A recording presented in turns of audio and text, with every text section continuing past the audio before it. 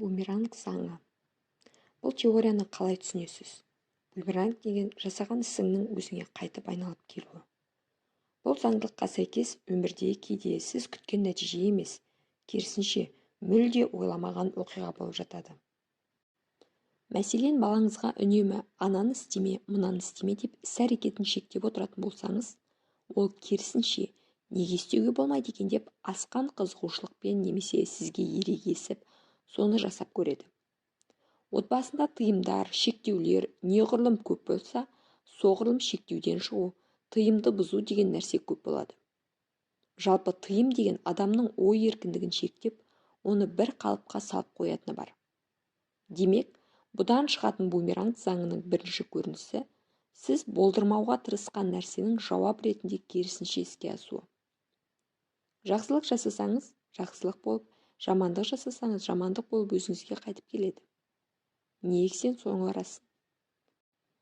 Себеп, өзіңді өзгені шектеуден, біреуді өз қалпыңа немесе белгілі бір стандартқа салып қоюдан, басқаға көмектесуден, еш себепсіз жақсылық жасаудан қашудан, алыс-беріс балансының сақталмауынан, өмірге өкпе артудан шығады. Шешім, өзгенің жанын жаралап, жүрегін ауыртатын амал мен іске аяқ баспау керек. Ең жақсы адам басқаға зиян тигізбейтін адам екенін ескеріп, біреуге жамандық ойлаудан аулақ болу керек. Сонда өз басыңыз жамандық көрмейді. Іс-әрекетпен бірге сөзіңізді де бақылауға алу қажет. Қасыңдағы адамға, жалпы айналаңа, өмірге, әлемге ауыр, жаман сөз айтпас бұрын ойланыңыз. Бұның маған, басқаға, қоршаған ортама, әлемге қандай да бір пайдасы бар ма деп ойлап көріңіз. Мысалы, танымал әрі табысты блогердің үнемі саяхаттап, шетелге шығып, өзін дамытып, спортпен айналысып, өте қызықты өмір сүріп жүргенін көресіз де, қызғанышыңызды жасыра алмай парақшасына ойыңызға келген нәрсені жаза саласыз. Ал енді ойланып көріңізші. Сіздің жазғаныңыздан қандай да бір пайда бар ма? Әдемі пікіріңіз, жақсы тілегіңіз немесе орынды сыныңыз болса, әңгіме бөлек. Ал жаман сөзбен бірдеңені өзгерте аласыз ба? Біреуге бірдеңе жасамас бұрын жақсылап ойланып алыңыз. Негатив те, жаман сөз де, жаман тілек те өзіңізге қайтып келуі мүмкін екенін естен шығармаңыз. Тапсырма. Өмірге елеулі өзгерістер енгенін қаласаңыз, өзгерісті өзіңізден және бүгініңізден бастаңыз. Әлемге, адамзатқа, қоршаған ортама, айналама, жақындарыма пайда келтіретін қандай амал, нақты қандай іс-әрекет жасай аламын деген сауал төңірегінде ойланыңыз. Біреуге шын жүректен жасаған жақсылық, ізгі ниеттен туған игі амал бумеранг заңы бойынша өзіңізге еселеніп қайтып келетінін ұмытпаңыз. Кейде адам жақсылық жасап жүріп, өмірінде жағымсыз бірдеңе бола қалса, жақсылығым жамандық болып қайтты ғой деген ойға беріледі. Қадіріңді білмесе, жақсылық жасаудың қажеті жоқ екен тұжырымға келеді. Ал ол адам жақсылықты шын көңілмен емес, есеппен жасап, қайтарымында тура сондай жақсылықпен күткен болса ше. Күнделікті өмір, отбасындағы қарым-қатынастан мысал келтіріп көрелік. Кейде келіндер енесінің жылы сөзіне зәру болады. Өйткені енелердің кейбірі басыма шығып алады деген оймен келінін қысып ұстайды. Сол сияқты, адамдар арасында түрлі мінез көрсетіп, өзінің өктемдігін өткізгісі келетіндер болады. Бірақ бүгін сіз біреуге күш көрсетсеңіз, ертең сізге де қысым көрсететін біреу табылатынын ескеріңіз. Керісінше, біреудің жабырқаған көңілін жұбатып, жылы сөз арнасаңыз, сізге де сондай жылы лебіз, ақ ниет қайтып келетініне күмәніңіз болмасын. Алла әділ, бергеніңе, көрсеткеніңе қарай кері жауабын аласың. Сондықтан отбасы, дос, әріптес, жақын адамдар ортасында тек жақсы сөйлеп, қолдан келгенше ілтипат көрсетіп жүруге тырысқан абзал. Оның бәрі өзіңізге оралады. Өзіңізге деген қарым-қатынасыңыз, көзқарасыңыз қандай болса, айналаңыз да сізге солай жауап қайтарады. Егер сізге біреу сатқындық жасап, содан жаныңыз күйзеліп, жүрегіңіз жараланып қалса, демек өз-өзіңізге сатқындық жасап жүргеніңіз, немесе сізді әлдекім алдап, Одан жаныңыз қиналса, демек өзіңізді алдап жүрсіз деген сөз. Өзіңізге деген қарым-қатынасты қоршаған орта сізге дәл сол қалпы көрсетеді. Бумеранг заңдылығы дейтініміз де содан. Жеке шекара. Адамның жеке шекарасы немесе жеке кеңістігі дегенді әркім әрқалай түсінеді. Адамның өзімен, айналасындағы адамдармен қарым-қатынасындағы жеке қағидаларын, құқығын, тұлға ретінде өз менін бағалауын, сыйлауын және жеке шекара дейміз. Әркімнің жеке өмірі бар. Оның рұқсатынсыз ешкімде қол сұға алмайтын өз әлемі бар. Мәдениет өзгенің жеке шекарасын сыйлаудан басталады. Бізге басқалардың өмірі қызық көрініп тұрады. Бірақ сырттай қызығу немесе ұнатпау, бір басқада артық сұрақтармен, білгішсінумен өзіңізге дым керек емес жеке бастың мәліметтерін білуге тырысу мүлдем басқа. Бұл жеке шекараны бұзу. Мысалы, үйіңіздің қоршауы жоқ деп елестетейік. Демек, үйдің жеке аумағында ит, мысық, балалар еркін кіріп шығып жүре береді деген сөз. Ал енді үйді қоршап қақпаны жауып қойсаңыз, ешкімде рұқсатсыз кіре алмайды. Кімді кіргізетінін үйдің қожайыны өзі шешеді. Адамдармен қарым-қатынас мәселесінде де жеке шекара ұғымы деген осыған саяды. Себеп, ойланбай сөйлеу, әдепсіздік, басқаның өміріне қызығу. Кей адамдардың жеке шекарасы өзіне де анық емес. Нақты белгіленген болады. Көп адам ондай нәрсені түсінбейді де. Керісінше жеке шекара деп жақындарын, әйелін, баласын меншіктеп алып, оның өміріне араласуға тіпті басқаруға құлқылымын деп санайтындар да болады. Сондықтан жеке шекарасын шектен аспай әркім өзі белгілеу керек. Жеке шекара жайлы білу аздық етеді. Өз шекараңызды сақтау, қорғау және нығайту маңызды. Адам өзінің жеке дара тұлға екенін сезініп, табиғаттағы қоғамдағы орнын және шекарасын айқын сезініп өсуі керек. Көңілді достарыңыз жиі бас қосып, сізді үнемі бір жерлерге шақырады делік. Сізге ондай жерлер ұнамайды. Өзіңізді жайсыз сезінесіз. Бірақ достарыңыздың көңілі үшін барасыз. Алайда шын қалауыңызды бірінші орынға қойып, барудан бас тартсаңыз, көңіл күйіңіз де бұзылмайды. Уақытты да жанға жағымды іске арнай аласыз.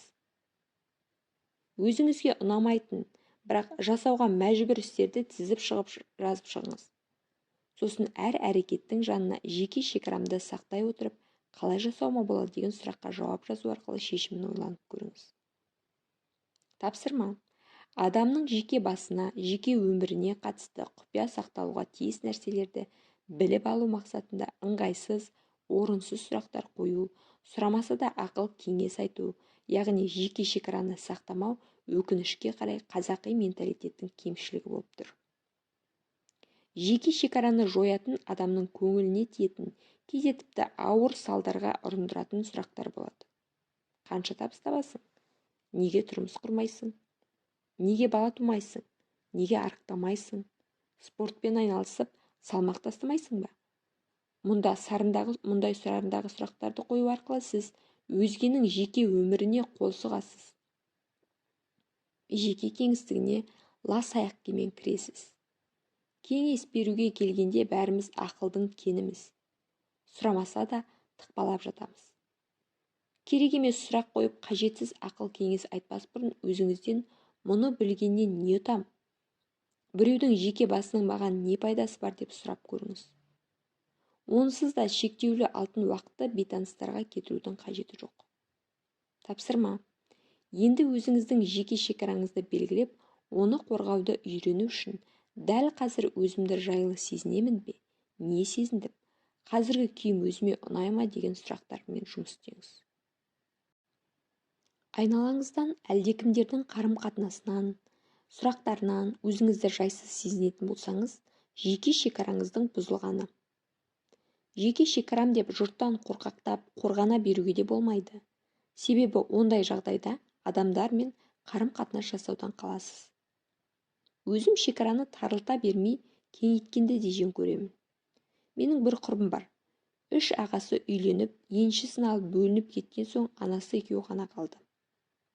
Кейін құрбымда кетіп, анасы даңғарадай үлкен үйде бір өзі қалды. Құрбымның анасымен жақсы араласамын, хабарласып тұрамын. Бірде үлкен кісі сырын айтты. Ел жұрттың ортасына бара қалсам, қай келіннің қолында тұрасың деген сұрақтан қорқамын. Осы сұрақ алдымнан шықпаса екен, қойылмаса екен деп тілеп барамын. Ол сұрақ қойылса, қолымда келін жоқ деп жауап беру ауыр. Жүрегім тілініп, жанымның күл паршасы шығып, үйге жеткенше жылап, қайдан ғана бардым деп өкініп қайтамын. Ақыры ол кісі сондай сұрақтан қорқып, шақырған жерге бармай, үйден шықпайтын болды.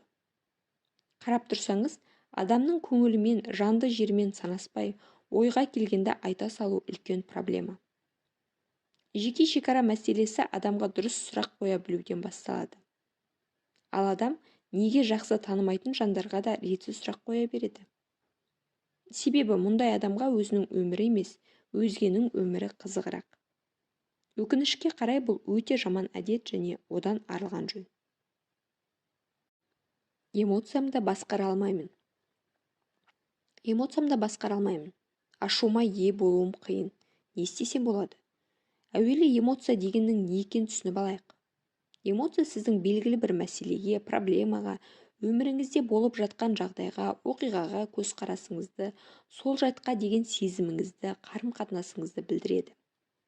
Бетпе-бет келген жағдайды қалай қабылдасаңыз, оған деген эмоцияңыз да соған сәйкес болады деген сөз. Қарапайым тілмен айтқанда, болып жатқан мәселеге қатысты ішкі жан дүниеңізден шыққан сезімді эмоция дейміз. Эмоцияның өзі жағымды және жағымсыз болып бөлінеді. Біздің сөз етіп отырғанымыз адам ашуланғанда туындайтын ашу, ыза, агрессия сияқты эмоциялар. Өмір болған соң, адамдар арасындағы қарым-қатынаста түрлі жағдай болады. Бұған дейінгі өмірде болған түрлі қиындықты қалай қабылдап үйренсеңіз, содан кейінді ішкі сезім мен эмоциялар дәл сондай сипат алады.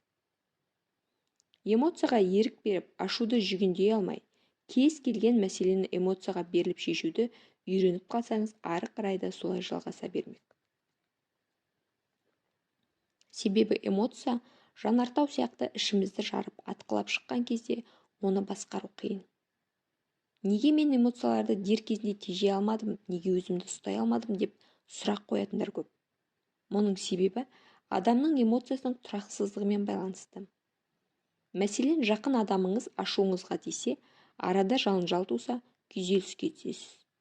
Ары қарайғысы белгілі, ұйқыңыз қанбай, санаңызды уайым басады. Ондай кезде адамның эмоциялық жағдайы қалыптан шығып кетеді. Біресе көңіл күйіміз жарқырап шыққан күндей болса, біресе аспанды бұлт торлағандай тұнжыраймыз. Бірде агрессияға беріліп, енді бірде іштен тынып түйіліп қаламыз. Жағымсыз эмоцияны жеңіп дер кезінде басқаруды үйрететін маңызды әдіс-тәсілдер бар. Ашуға булыққан сәтте кәдімгі қағазды алып жырта бастаңыз. Өне бойыңызды кернеп бара жатқан ашуды қағазға жұмсап, ашу-ызадан арылып, эмоцияны сыртқа шығарасыз. Мұндайда кәдімгі жастық та көмекке келе алады. Бар дауыспен айғайлап алуға немесе бүкіл агрессияны соған бағыттап, жастықты төмпештеп те шығаруға болады. Эмоциялық көңіл күйіміз тұрақсыз болып тұрған жағдайда, кеудемен дұрыс демалу жаттығуларда көмектеседі. Ол үшін 2-3 минут кеудемізді кере демалып, сосын оны асықпай сыртқа шығару керек. Сол арқылы стресстен арыламыз. Ондай кезде адам сабырға келеді. Жүрек қағысы реттеліп, көңіл күйде қалыпқа келе бастайды. Мұндай сәтте спортпен айналысуда өте пайдалы. Негатив сезімдерді сыртқа шығаруға мүмкіндік беретін спорт түрлері бар. Мысалы, бокс. Біреумен кикілжің туып, оның сізге деген асқан ашу-ызасын байқасаңыз, сол сәтте ол адамнан алшақтай түсуді, кетіп қалуды ойлаңыз.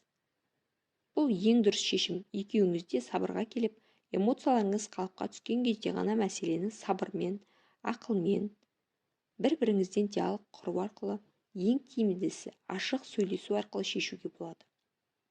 Жанжалдан, жанжалдасудан қашу арқылы көп нәрсе ұтасыз. Біреудің агрессиясы, ашу-ызасы мен реніші сізге бағытталған сезсеңіз, дегеннен қарсы шықпай, бір сәтке тоқтап, өзіңізге Қазір менде ашуға беріліп қарсы шықсам соңы не болады? Мәселе сонымен шешіле ме? Деп сұрақ қойып көргеніңіз жөн. Ашумен еш мәселе шешілмейтінін, одан гөрі әңгімені кейінге қалдыра тұру дұрыс болатынын түсініңіз. Қазақ ашу дұшпан ақыл дос деп тегін айтпаған. Егер біреу жаныңызды жаралап жүрегіңізді ауыртса, оның күйі де мәз емес екенін, тіпті сіздікінен де ауыр екенін, жаны екі есе жаралы екенін ескеріңіз. Жағдайды осылай түсініп, оған осы тұрғыдан қарайтын болсақ, реніш те, өкпе де, ашу да ұзаққа созылмайды. Кешіре алмаймын. Реніш қай кезде пайда болады? Реніш біреуден бірдеңе күтіп, ол ойыңыз орындалмаған кезде пайда болады. Нақты бір адамның құрметін, сыйын, сізге көңіл бөлгенін, қамқорлығын көргіңіз келеді делік. Бірақ қалауыңызды оған ашық айта алмайсыз. Ал ол кісіден өзіңізге қажет дүниені алмасаңыз, яғни ол сіз ойлағандай құрмет көрсетпесе, көңіл аудармаса, сіздің ішіңізде оған деген өкпе реніш сезімі қылаң береді. Таныс жағдай ма? Олай болса, ренжіп жүрген адамдарыңыздың аты жөнін тізіп жазыңыз. Содан соң, бұл кісілерге өкпелегеннен не таптым, оларға ренжу арқылы не алғым келеді деген сұраққа жауап беріп көріңіз. Кез келген реніштің артында себеп тұрады. Ашық әңгімеге тартып, одан не қажет екенін көзіне қарап айта алмаған соң, ренжу, өкпе арту оңайырақ болуы мүмкін. Бірақ өкпен реніштен кек сақтаудан бірінші кезекте өзіңіз ғана қиналатыныңызды ескеріңіз. Сол үшін мәселені шешудің жалғыз тиімді жолы ашық әңгімелесу, диалог құру. Ойыңыздағыны бүкпе сөз айту. Ал ештеңе айтпастан, ішімдегіні тап деп өкпелеп, қашан кешірім сұрар екен деп жүре берсеңіз, ол адам сіздің не үшін өкпелегеніңізді түсінбеген күйі ары қарай ешбір реакциясыз жүре береді. Ашық әңгіме деген айғайлап дауыс көтеріп ауыр сөз айту емес, сабырлы қалыпта жай ғана өз ойыңызды жеткізу. Бұл адамдар арасындағы өкпе ренішті шешуге байланысты. Ал енді бір адамдар өмірге, тағдырына өкпе артып жатады. Мұндайда адам тағы жауапкершіліктен қашып, құрбан қалпына түседі. Өмірге өкпелегенше сол өмірді жақсартуға тырысқан абзал.